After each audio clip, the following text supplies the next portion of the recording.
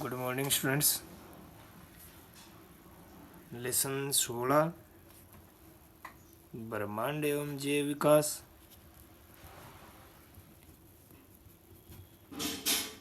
इस टॉपिक में आगे बढ़ते हैं। हमने ब्रह्मांड की उत्पत्ति के बारे में बात कर ली थी। आज हम बात करेंगे जीवाश्म की उत्पत्ति व प्रकारों की। जीवाश्म की उत्पत्ति व प्रकार। जीवाश्म की अगर हम बात करें कि जीवाश्म क्या होते हैं, तो सबसे पहले हम ये बताएंगे कि जो प्राचीन जीव हैं उन जीवों की निशानियाँ जीवाश्म कहलाती हैं। निशानियों का अर्थ ये है कि हमें कैसे पता चला कि पुराने ज़माने में प्राचीन समय में डायनासोर थे या आर्कियोप्टेरिस था। तो इनका पता हमें इसलिए चला क्योंकि इनके जो निशान हैं वो मिट्टी में या किसी अन्य पदार्थ में दब जाने से लाखों वर्ष पहले ये मिट्टी या अन्य पदार्थ में दब जाने से इनके निशानियाँ उस मिट्टी पर या उस पदार्थ पर, जैसे पत्थर वगैरह पर क्या हो गई, अंकित हो गई। इसे ही हमने क्या कहा है, जीवाश्म कहा है। हाथी जैसे एक जंतु के बर्फ में दबे जीवाश्म इतने सुरक्षित मिले हैं कि इन्हें देखकर ये लगता है कि मानो ये लाखों वर्ष पूर्व नहीं बल्कि अभी कुछ समय पहले ही मरे हों। अंबर या लाख जैसे जो पदार्थ होते हैं, इन पर भी जो जीवाश्म मिलते हैं वो भी अच्छे दिखाई देते हैं। कई बार दबने वाले जीव का शरीर तो धीरे धीरे नष्ट हो जाता है, मगर उसका चित्र जो है वो उस पर क्या हो जाता है, अंकित हो जाता है। चित्र के रूप में मिले आर्कियोप्टेरिस जीवाश्म को देखकर पता चलता है कि पक्षियों की जो उत्पत्ति हुई है ये रेंगने वाले जीवों से हुई है। ऐसे जीवाश्मों से ही हमें पता चला है कि लोमड़ी जैसे जीव से ही धीरे धीरे विकास होते समय भिन्न भिन्न समय पर परिवर्तन होने पर आज का वर्तमान का जो घोड़ा है वो इसी लोमड़ी से ही बना है। कभी कभी जीवों के शरीर के कार्बनिक अणु तो नष्ट हो जाते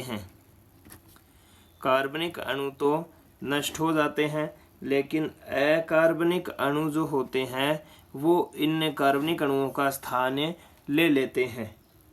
ऐसे में जीव के स्थान पर उनकी पत्थर की मूर्तियां तैयार हो जाती है, जिसकी आंतरिक व बाह्य संरचना जीव जैसी ही होती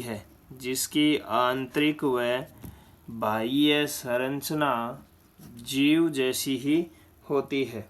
अनेक पादपों के जीवाश्म भी ऐसे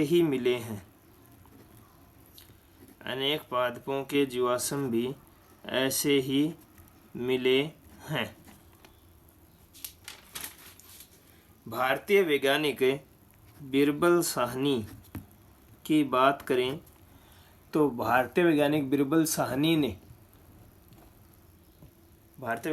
साहनी ने ऐसे जीवाश्मों का अध्ययन कर बहुत सी जानकारी विज्ञान जगत के लिए जुटाई थी।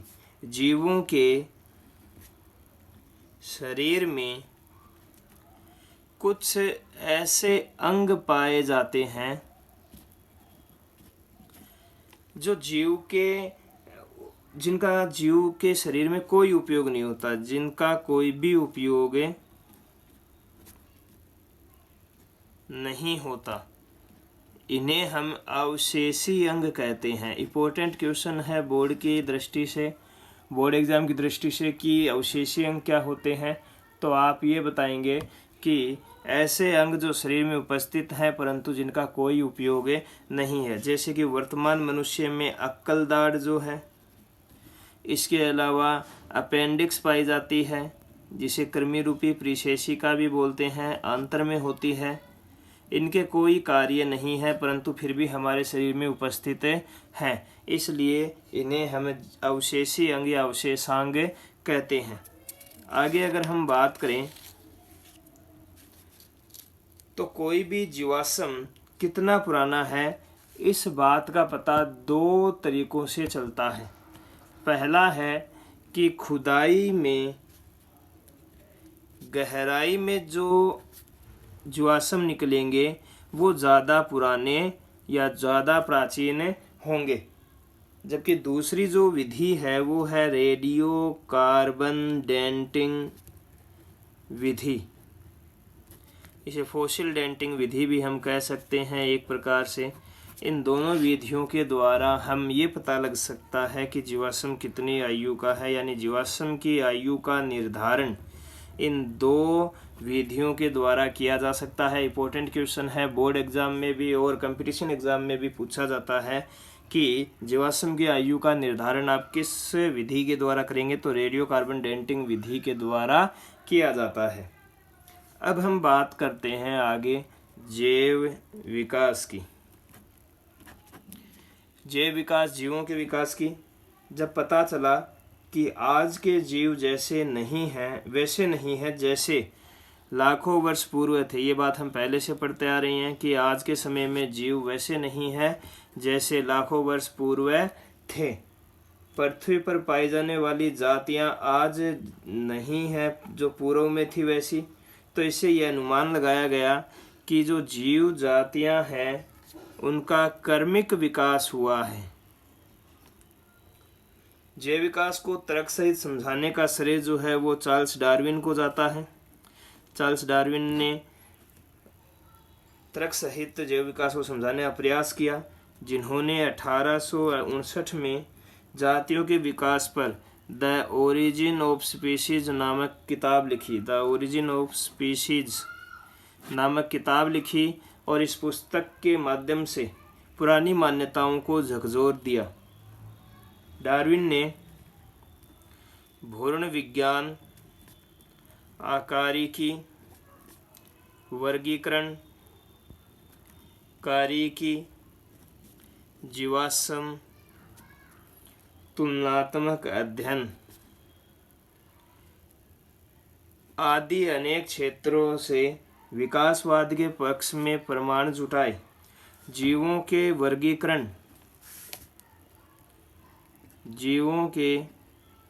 वर्गीकरण का अध्ययन करने पर यही लगता है कि एक कोशिकीय जीव से ही बहुकोशिकीय जीवों का विकास हुआ है। वनस्पति जगत से भी इसी प्रकार के अनेक प्रमाण मिले हैं। धार्मिक मान्यताओं में भी जैव विकास के संकेत मिलते हैं। भारत में कहा जाता है कि 84 लाख योनियों को भोगने के बाद मनुष्य योनि में जन्म मिलता है। यह टिप्पणी एक कोशिकीय से मानव भ्रूण विकास को देखकर की गई होगी। आगे हम बात करें दो अंगों की, जिन्हें हम बोलते हैं समजात व संवर्ती अंग। सबसे पहले हम बात करते हैं समजात अंगों की। समजात अंग क्या होते हैं, तो आप बताएंगे वे अंग जो संरचना में तो क्या है, समान है, लेकिन कार्य में उनका कार्य क्या है, अलग अलग भिन्न भिन्न है। उसे हम क्या कहते हैं, समजात अंग कहते हैं। जैसे मनुष्य के हाथ, चीते की अगली टांगें, मछली के फिन्स, चमगादड़ के पंख, ये सभी का जो कंकाल है उनमें समान हड्डियां पाई जाती है, यानी कि इनकी संरचना क्या है, समान है, लेकिन सभी के कार्य क्या है, अलग अलग है। मनुष्य के हाथ अलग कार्य करते हैं, चीते की अगली टांगे दौड़ने का कार्य करते हैं, मछली के फिन्स तैरने का कार्य करते हैं और चमगादड़ के पंख है उड़ने का कार्य करते हैं, यानी इनके कार्य क्या हो गए, अलग अलग। तो ऐसे सभी अंगों को हम क्या कहते हैं, समजात अंग कहते हैं। दूसरी अगर हम बात करें तो इससे हमें ये पता चलता है समजात अंगों से कि इन सभी का पूर्वज कोई एक ही रहा होगा। क्यों? क्योंकि पूर्वज के अंदर भी ऐसा ही कंकाल था और उससे विभिन्न अनुकूलनों के माध्यम से अलग अलग जीवों का निर्माण हो गया या उत्पत्ति हो गई। दूसरे की अगर हम बात करें तो दूसरा बोलते हैं समवर्ती अंग या इसे तुल्य रूपी अंग भी कहते हैं।